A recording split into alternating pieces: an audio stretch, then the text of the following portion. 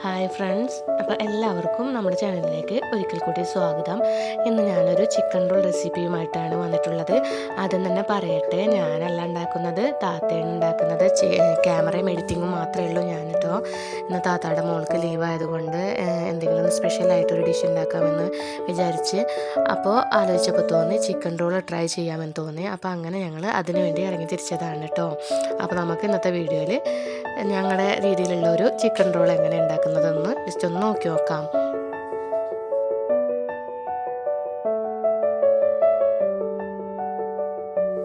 Chicken roll തയ്യാറാക്കുന്നതിന് വേണ്ടിയിട്ട് നമുക്ക് ഇതെല്ലാം ആവശ്യമാണ് കേട്ടോ. അപ്പോൾ എന്തൊക്കെയാണെന്ന് നമുക്ക് ജസ്റ്റ് ഒന്ന് നോക്കി നോക്കാം. മൈദ മുട്ട ചേർത്ത് അടിച്ചിട്ട് ഒരു മൈദയുടെ ബാറ്റർ ഉണ്ടാക്കി വെച്ചിട്ടുണ്ട്. അതാണ് വൈറ്റ് കളറിൽ കാണുന്നത്. പിന്നെ നമ്മൾ മസാലപ്പൊടികളൊക്കെ ചേർക്കണം. മുളക് പൊടി, മഞ്ഞൾപ്പൊടി, കുരുമുളക് പൊടി, അതുപോലെ ഗരം മസാല പൊടി, പിന്നെ കുറച്ച് ചിക്കൻ്റെ മസാലയുടെ പൊടിയും കൂടി ആഡ് ചെയ്യും കേട്ടോ. ഓക്കെ. പിന്നെ ഇത് നമുക്ക് ദോശ ഉണ്ടാക്കാൻ വേണ്ടിയിട്ട് ആവശ്യമായിട്ടുള്ളതാണ്. അതിലാണ് നമ്മുടെ ചിക്കൻ്റെ ഫില്ലിങ്സ് നമ്മൾ നിറച്ച് വെച്ച് കൊടുക്കുക. പിന്നെ ഇഞ്ചി ചതച്ചെടുത്തത്, വെളുത്തുള്ളി ചതച്ചെടുത്തത്, പച്ചമുളക് ചെറുതായി അരിഞ്ഞെടുത്തത്, പിന്നെ കുറച്ച് സവാള അരിഞ്ഞെടുത്തത്, പിന്നെ മുട്ട പൊട്ടിച്ചൊഴിച്ച് മഞ്ഞയും വെള്ളമൊക്കെ എടുത്തിട്ടുണ്ട് കേട്ടോ. അത് ഒന്ന് അടിച്ചെടുക്കുക. പിന്നെ ബ്രെഡ് ക്രാംസ്,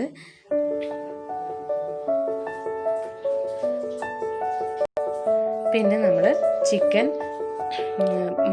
ഉപ്പും മഞ്ഞളും ഇട്ട് പുഴുങ്ങിയിട്ട് എല്ല് കളഞ്ഞ് വെച്ചതാണത്. പിന്നെ തക്കാളി.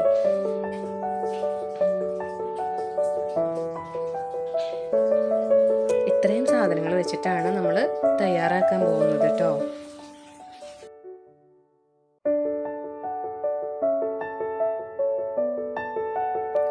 അളവൊക്കെ എല്ലാവർക്കും അവരുടെ ഇഷ്ടത്തിനനുസരിച്ചിട്ടുള്ള അളവെടുക്കാം കേട്ടോ. ഒരു ഫ്രൈ പാൻ വെച്ച് അത് നന്നായി ചൂടാവുമ്പോൾ അതിലോട്ട് കുറച്ച് വെളിച്ചെണ്ണ ഒഴിച്ച് അത് ചൂടാവുമ്പോൾ അതിലോട്ട് സബോള ഇട്ട് കൊടുക്കുക.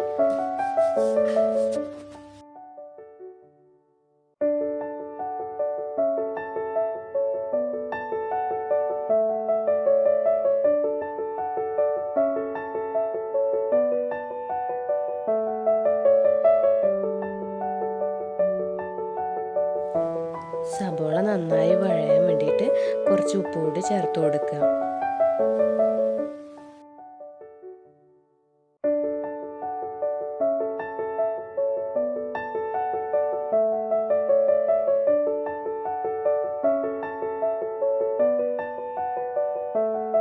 കൂടെ കുറച്ച് കറിവേപ്പിലയും നമ്മൾ അരിഞ്ഞ് വെച്ചിട്ടുള്ള നമ്മുടെ പച്ചമുളകും രണ്ടും കൂടി ഇട്ട് കൊടുക്കുക.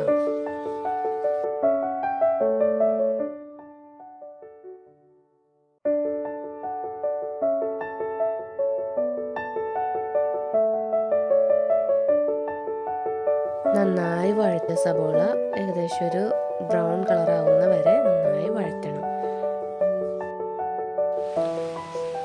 സവാള കുറച്ച് വഴന്ന് വരുമ്പോൾ അതിലോട്ട് ഇഞ്ചി ചതച്ച് വെച്ചത് ചേർത്ത് കൊടുക്കുക.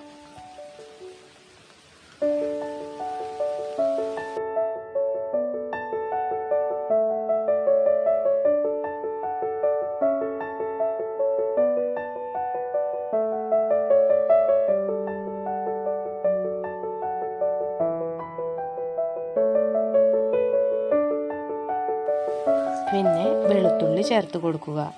എന്നിട്ട് ഇളക്കുക.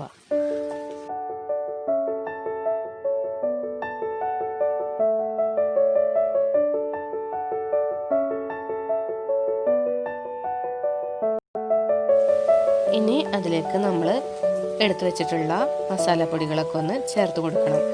മുളക് പൊടി, മഞ്ഞൾപ്പൊടി, കുരുമുളക് പൊടി,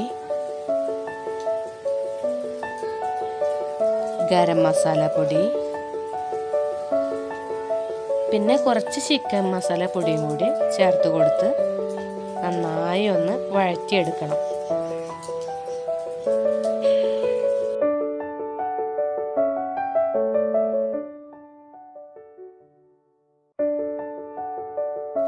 ആ മസാലപ്പൊടികളുടെ കളറൊക്കെ ഒന്ന് ചേഞ്ചായി ആ മസാലപ്പൊടികളൊക്കെ ഒന്ന് ഒന്ന് വെന്ത് വരുന്നത് വരെ ജസ്റ്റ് ഒന്ന് ഇളക്കി കൊടുത്തതിന് ശേഷം പിന്നെ നമ്മൾ അതിലോട്ട് തക്കാളി ആഡ് ചെയ്യണം.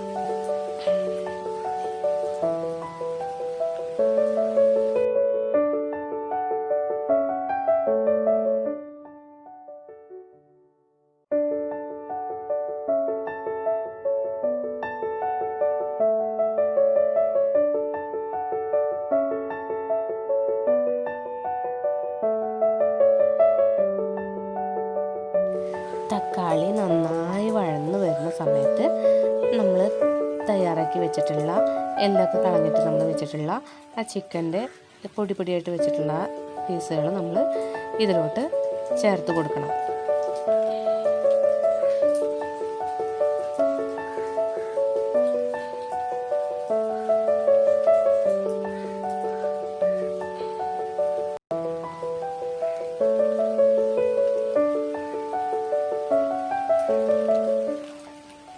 ശേഷം ചിക്കൻ നന്നായി പൊടിയുന്ന വരെ ചെറിയ ചെറിയ പീസാവുന്ന വരെ നന്നായി ഇളക്കി മിക്സ് ചെയ്ത് കൊടുക്കണം. ഇതിൽ കുറച്ച് വലിയ വലിയ പീസുകളായിട്ടാണ് കിടക്കുന്നത്. അപ്പോൾ അത് നന്നായി ഇളക്കി നമ്മൾ യോജിപ്പിച്ച് ശരിയായി വരുമ്പോഴത്തേനും അതൊക്കെ നാര് വേർപെട്ട പോലെയായിട്ട് നല്ല അടിപൊളിയായിട്ട് നിൽക്കും.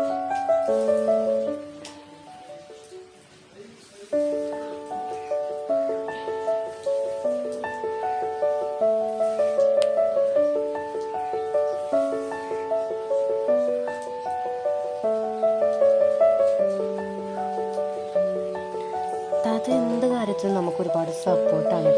അതാണ് താത്താനോടുള്ള ഏറ്റവും വലിയൊരു ഇഷ്ടം നമുക്ക്. താത്ത ആയാലും മോളായാലും അങ്ങനെ തന്നെയാണ് കേട്ടോ. അവളും ഇതിൽ ഒരുപാട് ഹെൽപ്പുകൾ ചെയ്യുന്നുണ്ട് കേട്ടോ താത്താക്ക്. ഞാൻ പറഞ്ഞല്ലോ, ഞാൻ ക്യാമറ മാത്രമേ ചെയ്യുന്നുള്ളൂ, ക്യാമറ എഡിറ്റിങ് മാത്രമേ നമ്മുടെ പണിയുള്ളൂ.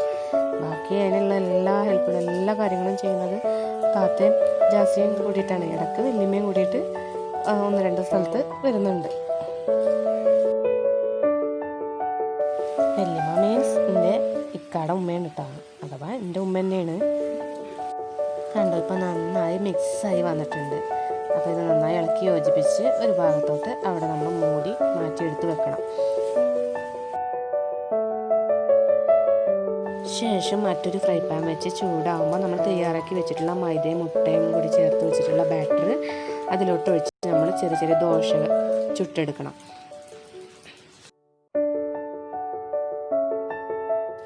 കണ്ടോ, നല്ല അടിപൊളി ദോശ തയ്യാറായിട്ടുണ്ട്. മൈദ കൊണ്ടുള്ള ചെറിയ ദോശ തയ്യാറാക്കി വെച്ചിട്ടുണ്ട്. ഇനി നമുക്ക് അടുത്ത സ്റ്റെപ്പ് എന്താണെന്ന് നോക്കി നോക്കാം.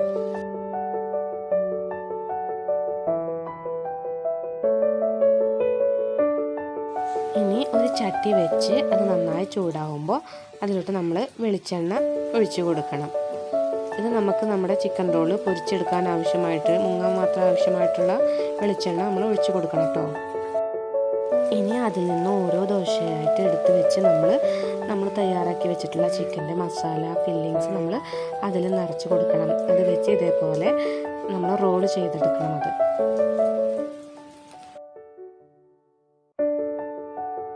ശേഷം നമ്മൾ തയ്യാറാക്കി വെച്ചിട്ടുള്ള മുട്ടയുടെ ബാറ്ററിൽ അത് മുക്കിയെടുത്ത് പിന്നെ ബ്രെഡ് ക്രാംസിൽ നമ്മൾ അത് മുക്കിയെടുക്കണം. എന്നിട്ടത് നമ്മൾ എണ്ണയിലോട്ട് ഇട്ട് കൊടുക്കുക.